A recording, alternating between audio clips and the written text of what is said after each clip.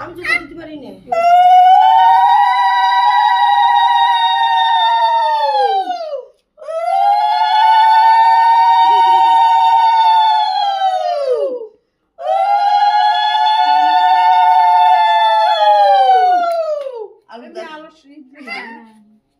আমি শুনি গিয়ে ধরবি না, আমি কতগুলো দিন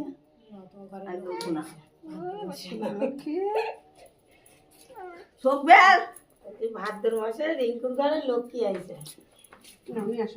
বাবা বাইরে আনন্দ নিয়ে যাও।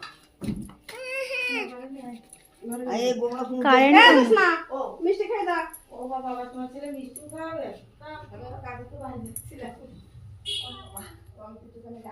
এই যে মনে হয় ঘরে তাকাচ্ছে। কার গালে?